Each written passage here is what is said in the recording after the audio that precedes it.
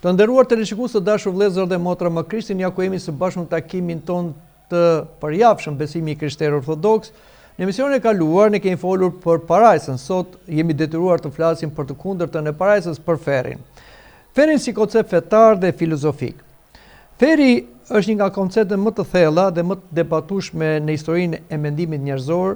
Ai nuk është vetëm një nocion fetar mbi jetën mbas vdekjes, por edhe një simbol filozofik që lidhet me drejtsinë, lirinë, të keqen, vuajtjen dhe kuptimin e ekzistencës njerëzore. Çdo traditë fetare dhe shumë filozofë kanë dhënë shpjegime të ndryshme mbi natyrën e ferit. Por le ta fillojmë këtë me konceptin fetar. Në shkrimin e shenjtë në Bibël përdoren terma që lidhen me ferin. Në hebraisht, në Dhjetën e Vjetër ne kemi konceptin e Sheolit, vendi i të vdekurve. Kemi pastaj në përkthimin e greqisht Hades, bota e të vdekurve, po ashtu kemi Xehena, që simbolizon dënimin përfundimtar, dhe liçeni i zjarrit që na thuhet tek libri i zbulesës. Vetë Zoti Jezu Krisht, biri dhe fjala e Perëndisë e mishëruar, flet më shumë për ferin se sa çdo person tjetër në Bibël. Ai thotë: "Mos keni frikë nga ata që vrasin trupin, por keni frikë nga ata që mund të humbas dhe shpirtin dhe trupin në Xhehene", pra në dënimin përfundimtar e kemi të Ungjillit sipas Mateut. Po ashtu, këta do të shkojnë në mundimin e përjetshëm, ndërsa të drejtët në jetën e përjetshme, përsëri janë fjalët e Krishtit, gjenden tek Ungjilli sipas Mateut. Por le të flasim për ferin e traditën ortodokse. Kisha ortodokse nuk e paraqet ferin kryesisht si një vend fizik me një zjarr material. Etrit e kishës e shohin ferin si një ndarje nga Perëndia, si një rezistencë kundër Perëndisë, humbje e përjetshme e bashkimit me të, përjetimi i dashurisë së Perëndisë nga zemra që e ka refuzuar këtë dashuri. Pra, siç thot edhe shën Isak Siriani, ai që ndodhet në Xhehene ose në fer goditet nga kamzhiku i dashurisë. Si ta kuptojmë këtë? Perëndia është dashuri, por kjo dashuri afrohet çdo krijese.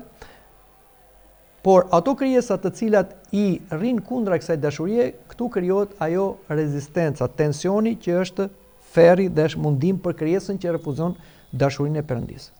Domethënë, Perëndia nuk pushon së dashuruari as kërkënd, por ai që e urren Perëndin përjeton këtë dashuri si zjarr.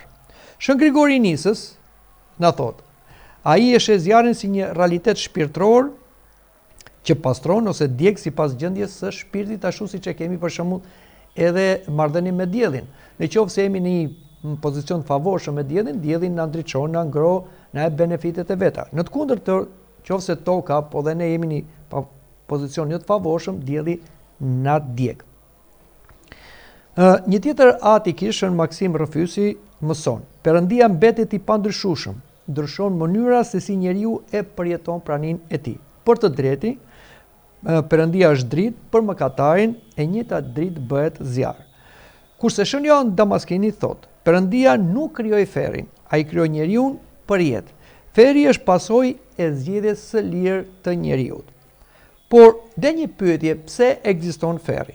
Sipas ortodoksisë, jo sepse Perëndia dëshiron të dënojë, por sepse njeriu është i lirë dhe dashuria e Perëndisë nuk ju imponohet njerëzve.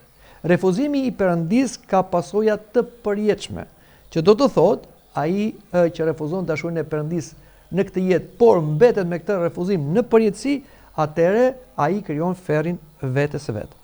Nëse nuk do të ekzistonte mundësia për ta refuzuar Perëndin, nuk do të kishte liri të vërtet. Prandaj, natyra njerëzore është e krijuar sipas ikonës Perëndisë, dhe ky është një privilegj i madh, dhe një nga atributet i të qenit ikone Perëndisë është dhe liria. Por liria është një përgjegjësi e madhe, varet si e përdor atë. Prandaj, njeriu është i lirë të qëndrojë me Perëndin dhe të gëzohet në lumturinë e Perëndisë, që kështu krijon parajsën vetes së vet, ose në të kundërtë ti rri kundra dashurisë Perëndisë dhe ti krijoj ferrin dhe mundimin e përjetshëm. Por le të flasim për ferin si një gjendje shpirtërore. Etrit shpesh thon: "Feri fillon që në këtë jetë. Kur njeriu jeton në urrëtie, në zili, në krenari, në egoizëm, në dëshpërim, ai tashmë e parashijon ferrin. Ndërsa paqja, falja, dashuria, lutja janë fillimi i përjetimit të parajsës. Prandaj, Krishti thot, mbretëria e Perëndis është brenda jush. Por, për këto nocione do të flasim pak më poshtë, por le të flasim në përgjithësi edhe për konceptin e ferit nga ana filozofike. Platoni nuk flet për fer në kuptimin biblik, por ai mendon se shpirtrat e padrejtë pastrohen ose ndëshkohen sipas drejtësisë hyjnore. Në mitin e erit, shpirtrat marrin shpërblim ose dënim sipas jetës së tyre. Kurse Aristoteli nuk zhvilloi një doktrinë mbi ferin dhe ai na thot, vuajtja më e madhe është humbja e virtutit. Njeriu i lig jeton tashmë në mjerim. Stoikët besonin se feri është robëria ndaj pasioneve. Njeriu që nuk kontrollon vetveten është tashmë skllav.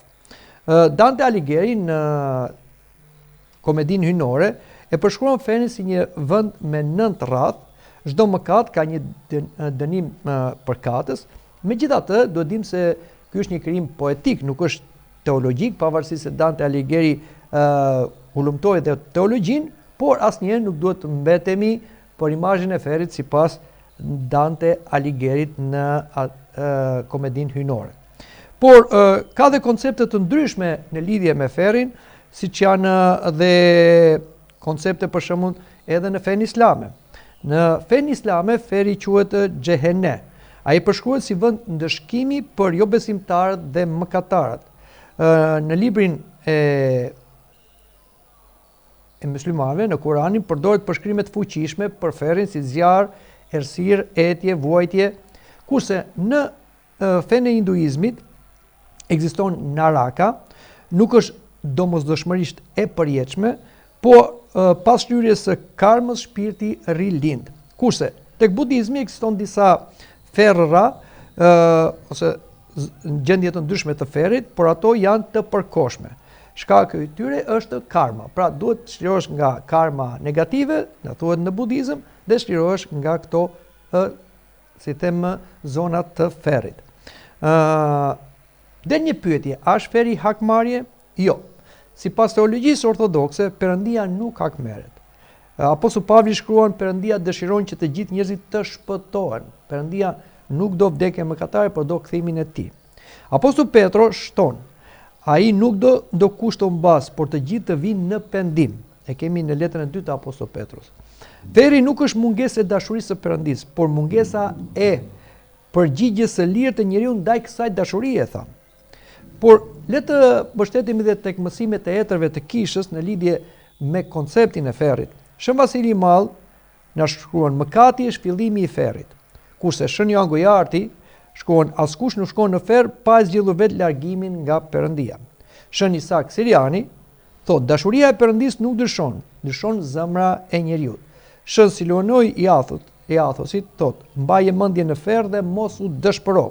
Kjo thënie nuk kupton përursinë e thellë dhe shpresën e palëkundër në mëshirën e Perëndisë, që nuk doj që njeriu të mbetet në ferr, por që njeriu do t'i shpëtojë ferrit me anë të përursisë dhe jo me anë të dëshpërimit.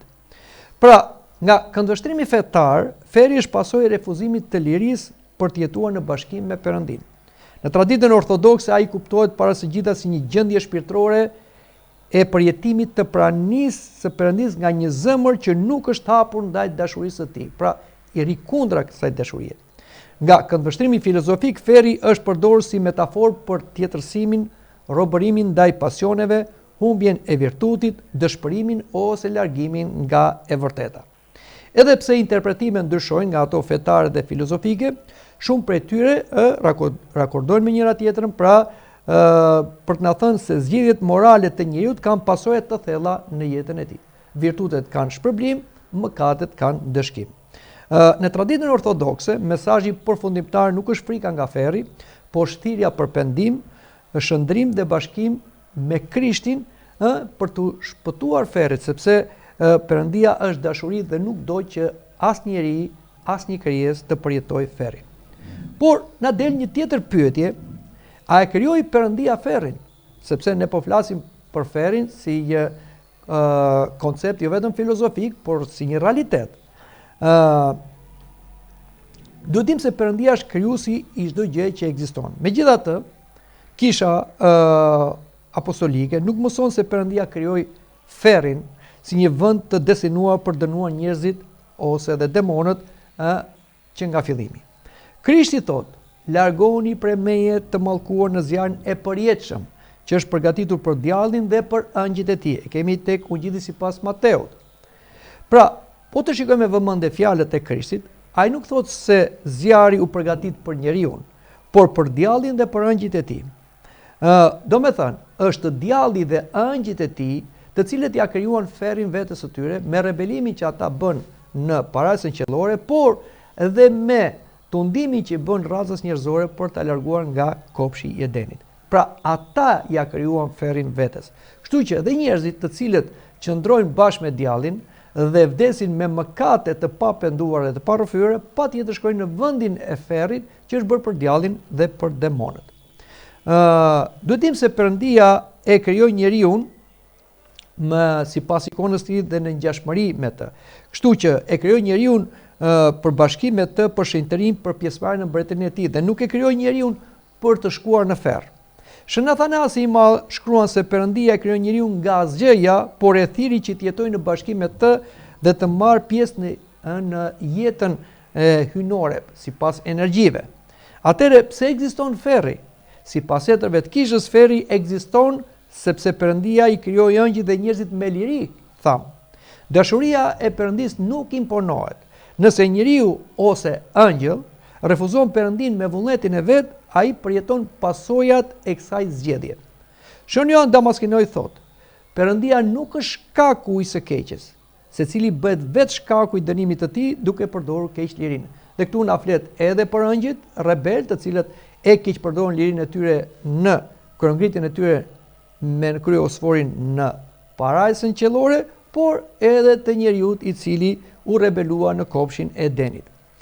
A është ferri një burg që ndërtoi Perëndia? Mund dali një pyetje. Etrit ortodoks e theksojnë se ferri nuk duhet imagjinuar thjesht si një burg fizik. Shën Isak Siriani na thot, ata që ndodhen në xhehene ose në vendin e dënimit goditen nga kamzhiku i dashurisë. E tham dhe e përmendim. Kjo do thotë se Perëndia mbetet gjithmonë dashuri, por e njëjta prani hyjnore përjetohet si gëzim, tham, nga ata që duan Perëndin dhe si vuajtje nga ata që kanë refuzuar atë. Çfarë na thot Shën Jan Gojarti? Perëndia bën gjithçka për shpëtimin ton, nëse u humbasim fajisht i zgjedhjes son. Pra, përfundimisht sipas konceptit ortodoks, mund ta përmbledhim kështu. Po, ferri është pjesë e rendit të drejtësisë hyjnore dhe nuk ekziston jashtë lejmit të sovranitetit Perëndis. Perëndia nuk e krijoi njeriu që të shkojë në ferr. Ferri nuk është qëllimi i krijimit të njeriut, por pasojë e refuzimit të lirë dhe të vazhdueshëm të Perëndis. Vullneti i Perëndis është shpëtimi i gjithë njerëzve, si thot Shkrimi i Shenjtë. Perëndia dëshiron që të gjithë njerëzit të shpëtohen dhe të vinë në njohjen e së vërtetës. Prandaj, në traditën ortodokse, theksi nuk vihet te ideja se Perëndia krijoi ferrin për njerëzit, por te fakti se ai krijoi njeriu për jetë përjetshme, në bashkim me të, ndërsa ferri është pasojë tragjike e refuzimit të kësaj thirrje. Por na del një tjetër pyetje. Kush shkon në ferr? Kjo është një nga pyetjet më serioze në teologji dhe përgjigjja e kishës ortodokse është e matur dhe plot për urësi. Vetëm Perëndia është gjykatësi i fundit dhe suprem që do t'i çojë njerëzit përfundimisht dhe pa kthim o në parajs o në ferr. Por kisha shpall të vërtetën e Shkrimit të Shenjtë, por nuk gjykon fatin e përjetshëm të individëve të veçantë. Nuk na takon ne si njerëz të gjykojmë se ku do shkojë njeri, ku do shkojë tjetri. Por Zoti nëpërmjet apostujve dhe kishës apostolike na ka thënë neve për gjendjen e parajsës dhe të ferrit dhe kush janë shkaqet dhe arsyet që njëri shkon në parajsë dhe tjetri shkon në ferr. E para, një nga ata që kanë, si them, mundësi të shkojnë në ferr ose ja bëjnë vetë ferrin vetes, janë ata që refuzojnë me vetë dije Perëndin. Ferri nuk është një ndëshkim arbitrar, ai është pasojë e refuzimit të vazhdueshëm të Perëndisë dhe dashurisë së tij. Zoti Krisht thotë, kush beson në të nuk dënohet, por kush nuk beson është dënuar tashmë, sepse nuk ka besuar në emrin e Birit të vetëm lindur të Perëndisë. E kemi te Ungjilli sipas Joanit. Megjithatë, kisha thekson se vetëm Perëndia njeh plotësisht zemrën dhe përgjegjësinë e secilit. Kështu që neve Nuk mund themi se një person që sot e mohon ekzistencën e Perëndisë, ai shfaqet si ateist ose femoues, ne mund themi që ai do shkojë në ferr. Ne nuk e dim fundin e tij. Prandaj Krishti thot mos gjykoni të mos gjykoni. Gjykimi përfundimtar është i Krishtit. Prandaj e themi dhe përsërisim, kisha nuk vendos dhe përcakton njerëzit që shkojnë në ferr ose në parajs, por gjithmonë flet për shkaqet. Një shkak tjetër është ata që vdesin pa pendim. Pendimi është dera e mëshirës së Perëndisë. Shën Joan Gojarti thot, nuk është mëkati që na humbet, por mungesa e pendimit. Kjo nuk do të thotë se nuk ka mëkat që nuk mund kjo pra do të thotë se nuk ka mëkat që nuk mund të falet nëse njeriu kthehet me zemër tek Perëndia. Edhe ai duti në kryq, shpëtoi në çastin e fundit të jetës së tij sepse ai u pendua për mëkatet e tij. E pranoi mëkatësinë e tij, e rrëfeu këtë përpara Krishtit dhe e pranoi Krishtin shpëtimtar dhe i tha kujto më Zot në mbretërinë tënde. Dhe Krishti thotë të premtoj se sot do jesh me mua në parajs. Kështu që, siç na thotë edhe himnologjia e kishës, hajduti me pendim volli parajsën. Një tjetër shkak është ata që jetojnë me vetdije në mëkat dhe nuk duan të ndryshojnë. Apostulli Pavli shkruan për këta njerëz: mos u mashtroni as kurvarët, as illujtarët, as tradhtarët bashkëtorë, as grabiqarët, as lakmiqarët, as të deurit, as shpifësit, as rrëmbyesit, nuk do të trashëgojnë mbretërinë e Perëndisë. Pra, ata njerëz të cilët e dinë që ky është mëkat, dhe vazhdojnë dhe mbeten në këtë mëkat, patjetër që ata do përfundojnë në ferr. Por ai vazhdon, disa për jush kanë qenë të tillë, por u lat, u shenjtërua dhe u shpajsua në emër të Zotit Jezu Krisht. Pra, problemi nuk është se dikush ka rënë në mëkat, por që ka ngul në të papendim. Një tjetër shkak që na çon në ferr është kur nuk duam dashurinë. Në gjykimin e fundit, që na thuhet si të kungjithet sipas Mateut, Krishti nuk pyet vetëm për njohuri fetare. Pra, kishim një njohuri teologjike ose bëm vepra mallështore, por ai na pyet për vepra dashurie të cilat janë të thjeshta që mund t'i bëjë çdo kush. Ushqeve të uriturin, i dhe ujë të eturit, pritet të huajin, vizitove të smurin, shkove tek i burgosurit. Ata që refuzojnë dashurinë ndaj të afërmit, dhe i afërmi nuk është ai që ka lidhje gjaku me ne, por është i afërm në konceptin fizik, pra është afër nesh, në të vërtetë këta njerëz refuzojnë vetë Krishtin. Krishti tha, çfarë nuk ja keni bërë këtyre, s'ma keni bërë mua, largoni prej meje. Për në ferr ku është bërë në zjarrin e mundimit që është bërë për djallin dhe për demonët. Por dhe një pyetje, a janë vetëm jo besimtarë në ferr? Kisha ortodokse na mëson se ose na thotë se çdo njeri mund të shkojë në parajs dhe mund të shkojë në ferr, por varet nga pozicionimi i tij. Pra, edhe nëse ti thua që un jam një fetar, por nuk jeton sipas porosive të Krishtit, kjo nuk do të thotë se duke qenë fetar se e beson në ekzistencën e Perëndisë, ti patjetër që i shmangesh ferrit. Nuk është kështu. Perëndia do na gjykojë jo vetëm nga ajo çfarë ne themi, por nga ajo çfarë ne bëjmë, si një besimtar, si një ateist. Shikoni çfarë thotë Apostulli Pavli. Perëndia do gjykojë secilin sipas veprave të tij. Dhe Perëndia dëshiron që çdo njeri të shpëtohet. Prandaj, gjykimi përfundimtar thami i përket Perëndisë, por kjo do bëhet në bazë të besimit dhe të bazë të veprave. Një besim pa vepra është i vdekur, na thot Apostulli Jakovi. Prandaj duhet pasur kujdes sepse nuk na shpëton vetëm besimi, si ka edhe heretik që thonë mjafton që u besoj te Krishti, aleluja, dhe unë jam i shpëtuar, jo. Besimi sipas veprave. Krishti thotë, pse nuk i bëni ato që unë ju kam urdhëruar, largoni prej meje, unë nuk ju kam njohur. Dhe ose në vend tjetër thotë, përse thoni Zot Zot dhe nuk u bëni ato që unë ju kam thënë. Ja çfarë thon etrit e kishës. Mos e quaj Perëndin të drejtë në kuptimin njerëzor, sepse drejtësia e tij është mbushur me mëshirë, që do të thotë Perëndia do mëshirë dhe shpëtimin e njeriu, por varet nga njeriu, nëse njeriu nuk e pranon këtë mëshirë, ose është hipokrit, patjetër që ai dënon veten e vet. Ose Shën Joan Gojarti thotë, feri nuk u përgatit për njeriu, por për djallin dhe angjit e tij. Zoti nuk do që asnjë njeri të shkojë në ferr. Madje as djalli as demonët, por ata ishin të parë që ja krijuan ferrin vetes tyre dhe fatkeqësisht në këtë ferr në tyre ata futën dhe njerëzit. Prandaj duhet kemi shumë kujdes të dashur të krishterë, sepse Perëndia nuk do asnjëri të shkojë në ferr, por ferri është gjendja atyre që refuzojnë përfundimisht Perëndinë dhe dashurinë e tij.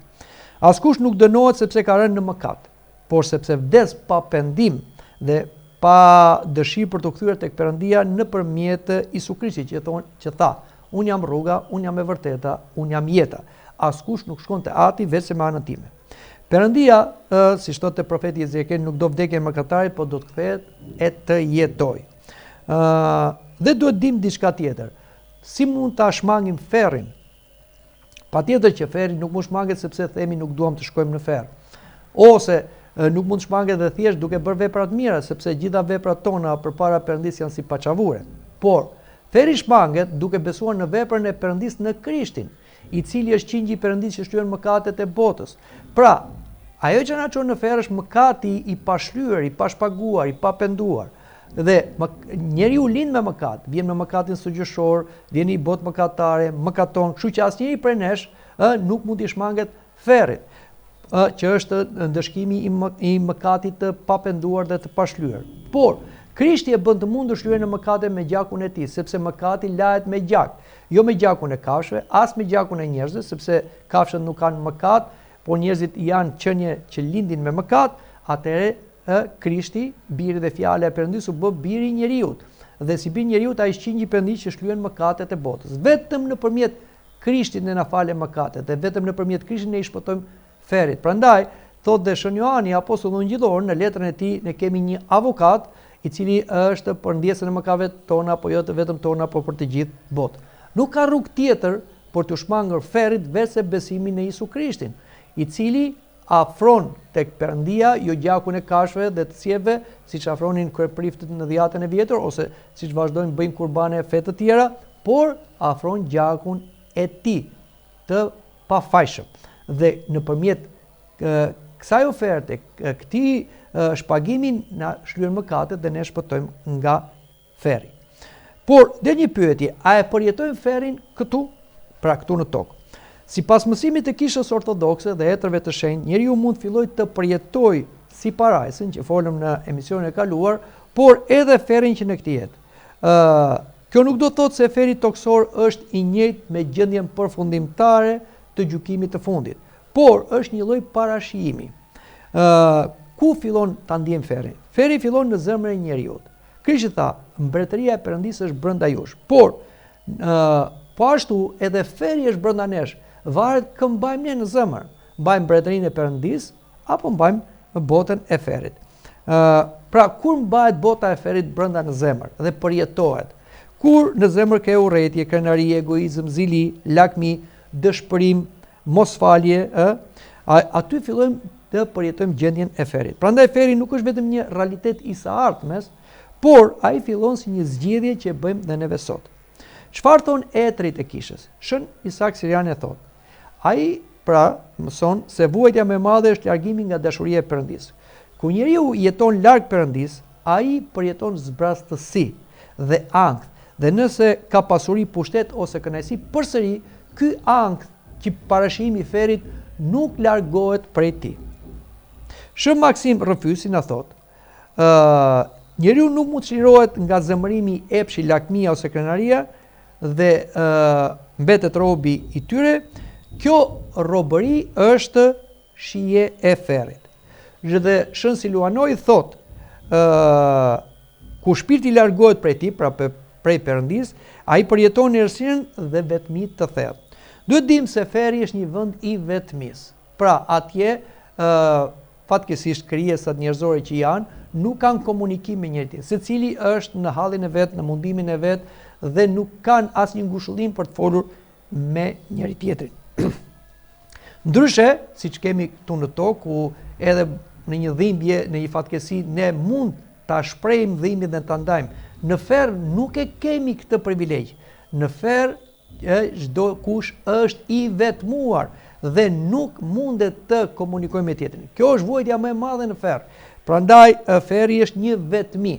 Dhe kjo vetmi fillon që në këtë jetë, nëse jemi qenie egoiste dhe mendojmë vetëm për vete, nuk e shikojmë tjetrin, nuk mendojmë për tjetrin, atëherë patjetër ja kemi krijuar ferrin vetes. Dhe kjo gjendje pastaj do na shoqërojë në përjetësi. Pra, njeriu mund të ketë gjithçka nga ana materiale, dhe megjithatë të jetojë në ferrin shpirtëror. Për shembull, le të japim një shembull. Një njeri që nuk mund të falë dhe digjet nga urrëtia, patjetër ai që jeton ferrin, pra ai e ka ferrin brenda vetes. Ose një njeri i robëruar nga varësitë, pasionet, mëkatet, një njeri që jeton pa shpresë, në dëshpërim, një njeri që nuk gjen paqe as ditën as natën për shkak të ndërgjesës së trazuar ose dëshirës për të bërë keq. Pra këta njerëz fatkeqësisht janë në ferr që në këtë jetë dhe e përjetojnë ferrin që në këtë jetë sepse zemra e tyre është e ndarë nga Perëndia dhe nga mirësia. Kështu që ashtu si parajsa parashijohet që në këtë jetë, ku ne besojmë, shpresojmë në Perëndin dhe bëjmë punët e Perëndis dhe ndihmojmë të afërmin, pra bëjmë vepra të mira, kështu siç tham edhe ferri që është e kundërta e parajsës parashijohet që në këtë jetë ku ne mendojmë vetëm për vete, larg Perëndis, larg njerëzve dhe kemi një shpirt hakmarrës. Pra, si përfundim, sipas traditës ortodokse, ferri mund fillojë të përjetohet që në këtë jetë si gjendje largimi nga Perëndia dhe robëri ndaj mëkatit. Por, siç thash, edhe parajsa mund fillojë të përjetohet që tani nëpërmjet bashkimit me Krishtin. Gjendja që njeriu kultivon në këtë jetë nuk është ende gjykimi përfundimtar, por ajo e përgatit zemrën për mënyrën se si do ta përjetojë praninë e Perëndis në përjetësi. Shën Simeon, teologu i ri, e shpreh këtë të vërtet me fjalë të fuqishme. Ai që nuk e ka parë dritën e Krishtit në këtë jetë nuk do ta presë ta shohë atë papritur pas vdekjes. Me fjalë tjera, jeta e krishterë nuk është vetëm përgatitje për parajsën, por fillim i asaj që këtu dhe tani në bashkim me Perëndin. Na del një tjetër pyetje. Ai që shkon në ferr mund të dali nga ferri? Mund themi se kjo është nga pyetjet më të vështira të teologjisë, po sipas mësimit zyrtar të kishës ortodokse, pas gjykimit të fundit, ata që përfundojnë në ferr nuk mund të dalin prandaj. Kjo është e pamundur. Por patjetër që kisha për këtë temë flet me përgjithësi dhe gjykimi përfundimtar dhe se kush mund të dalë nga ferri është e drejtë ekskluzive e Perëndis, jo e kishës dhe as njeriu. Prandaj, ne do mbështetemi fjalët që thot Krishti. Në shëmbulltyrën e të pasurit dhe Lazarit, që është shëmbulltyra e Krishtit, Abraham i thot të pasurit që shkojnë në ferr. Midis nesh dhe jush është vendosur një umnere e madhe, dhe ata që duan të kalojnë prej këtej tek ju nuk munden, as ata prandej të kalojnë tek ne. Pra, kjo tregon se gjendja mbas vdekjes mbetet dhe nuk ndryshohet. Po ashtu, në gjykimin e fundit Krishti thot, këta do të shkojnë në mundim të përjetshëm, ndërsa të drejtën në jetë përjetshme. Do me thënë, nuk ka kthim, është i përjetshëm si gëzimi në parajsë, si mundimi në ferr. Çfarë na mëson kisha ortodokse? Kisha dallon dy faza, pas vdekjes dhe pas gjykimit të fundit. Pra, kemi njerë gjykimin e posaçëm, që është gjykimi që vjen me njëherë mbas vdekjes. Dhe shpirtrat në këtë gjykim ndodhen në një gjendje të ndërmjetme. Pra, ata që vdiqën me besim dhe patën një vdekje në Krishtin, ata parashijojnë parajsën dhe ata që vdiqën të papenduar dhe pa besim, ata parashijojnë ferrin. Pra, është një gjendje të ndërmjetme, as plotësisht në parajsë, as plotësisht në ferr. Për këtë arsye, kisha lutet për shpirtat e të fjeturve që të mund të ndryshohet gjendja e tyre. Ata që janë parashijojnë parajsën të gëzojnë më shumë për parajsën, që presin ta marrin me ardhen e dytë të Krishtit, dhe ata që janë në burgjet e hadit, dhe presin vuajtjet e ferrit, të mund të lehtësohen nga këto ndëshkime. Por pas gjykimit përfundimtar, gjendja bëhet përfundimtare. Atëherë nuk flitet më për kalim nga ferri në parajsë ose anasjetës. Po pse nuk dalin? Etrit nuk e shpjegojnë këtë si një burg nga i cili Perëndia nuk lejon të dalësh, por si ngurtësim përfundimtar i zgjidhjes së lirë. Pra, ata që janë në ferr, ata mbeten armiq të përjetshëm me Perëndin, sepse në ferr nuk ka pendim. Pendim ka vetëm këtu në tokë. Këtu në tokë, që jemi brenda kohës dhe hapësirës, dhe çdo ditë është një mundësi e re, një fillim i ri, ne kemi mundësi të ndryshojmë. Pra, mund kemi një përfundim të një dite me mëkat, por në ditën e re ne pendohemi i afrohemi Perëndis. Por kur kalojmë në gjendjen pa kohë, pa kthim, atëherë mbetemi në atë gjendje, ose me Perëndin ose larg Perëndis. Kështu që në ferr nuk ka pendim, se nuk ka kohë. Kështu që ata që mbeten atje, ata ngurtësohen në ndërgjegjen e tyre ose më mirë të themi në gjendjen e tyre shpirtërore kundra Perëndis. Prandaj dhe mbeten atje.